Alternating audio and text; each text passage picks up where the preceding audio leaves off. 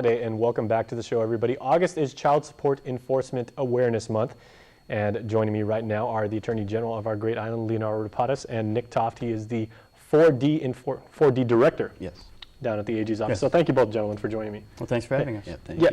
And I got to tell you, Mr. Attorney General, it can't seem like it's a year already since you were sitting in that very chair and we were talking about the same subject. So. Well, the year goes by really fast. The last several years have gone by fast, but we want to take the opportunity as much as we can to remind parents of their obligations to their children. You know, there are families that are intact families, which is great, and that's what we want. But there are a lot of families that aren't as well put together. We have non-custodial parents who don't have that contact. But what we need to make sure is that non-custodial parent has that contact with the child. And child support is one of the ways to do that. It's a way to make sure that the child that is not in their care and custody is the one that is being cared for. They receive the food, clothing, shelter that they need. All right, Nick, well, it's very good to have you here. First time we got you in studio. And we were talking actually before we went on the air about there are some tax benefits which have perhaps worked in the favor of the agency as far as, doing collections and everything. So talk about that. That's great. Recently, we've had the income tax has been distributed on a quicker scale. And we've caught up on some of the past few years of tax returns. And our office intercepts some of those tax returns for parents who owe arrears towards their child support amounts. And that has actually increased the percentage of cases that are paying on arrears, which is actually one of the statistics that a federal office looks at in deciding how much funding to provide to Guam.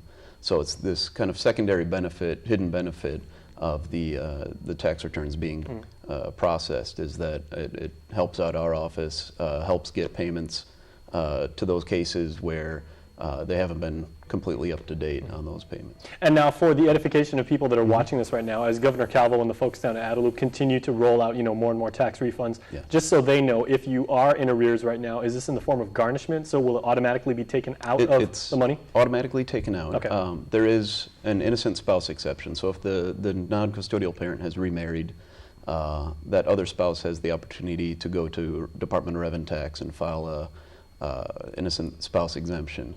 So only 50% of the amount would be taken then out of the potential return.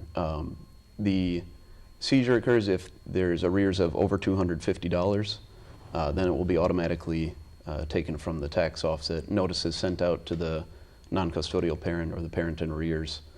They have an opportunity, 60 days, to come into our office and discuss the case. If they think it's been taken erroneously, if they think they're fully caught up, they can come in, speak with one of our child support enforcement officers to rectify that. And as far as the check that you will get from Revenue Tax, is that reflected on your check, that it says, here's what you normally would have gotten, but here's the amount we're taking out? Okay, so it's all properly accounted for? Yes. Okay, excellent. But Jason, I want to stress that isn't a penalty. You need to think of it, a non-custodial parent has to think of it as a way to make sure that their child is cared for, because many times we have non-custodial parents who are mad, indignant, why are you taking my money? People need to remember that this money is for the child that is not with them. And that kind of affects the mindset that we have going into the case. We can't act like a collections agency, because this is for the children. It's a different set of circumstances. We're not some of the usual procedures that we go through. We have to treat it a lot differently, because our focus is making sure that both parents are involved, because studies have shown if both parents are involved with the child's upbringing, the child has a better chance of success. Certainly. Now, I wanted to ask something, Mr. Attorney General, because the child support is obviously a very big part of what your agency does. Right. If you were going to map it out graphically, and make it like a pie chart, exactly how much of your time personally, is dedicated towards overseeing the child support division, and how much work does it take out, and how many people does it employ? Well, we have, I believe we have the highest number of employees within the Attorney General's office. I have about 170 plus employees, and a good percentage of that, the two highest percentage divisions are Child Support Division and the prosecution division, and that coincidentally generates most of the work in my office. So very good percentage of 30, 40, 50% takes up a lot of my time as far as the office is concerned. Little things, not little things, but a number of things that we need to make sure, because of the high caseload, is that we need to make sure that the contact is there, the victim, not the victim contact, but the custodial parent contact, the service to the customer is there. It's something that Nick and I feel is very important. So we are attempting to make sure that the customer service in that division especially is taken care of. And that's one of the things you've emphasized over the years since taking office, is that you tried to streamline the process, because again, this is for ultimately the care of the children, and you want to make the effort of being able to remit payment as easy as it can for the parent, because ultimately it just helps the kids. Right, and what Nick was talking about, that percentage of non-dispersed funds, that's a metric the federal government looks at. They need to look at those sorts of numbers to see whether or not we get this amount of money or that amount of money. Okay, well, we got about 30 seconds left. Is there anything you'd like to add, because this being Child Support Enforcement Month? Well, we'd like to do this every day to remind parents to be in their child's lives 100% of the time, because that's what we need to do. We need to make sure that the kids are cared for, and that's what it's for.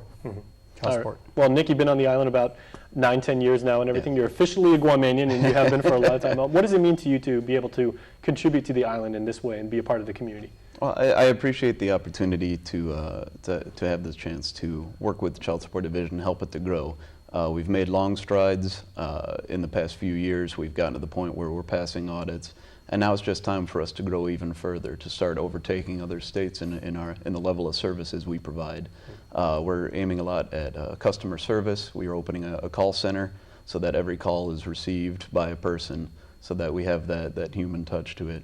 Opening a credit card portal so that payments can be made through our website instead of people having to go down to Reventax or DOA or have deductions from paychecks. So we're kind of working on aiming more at efficiency, working with less. We know that GovGuam is always in this perpetual financial crunch.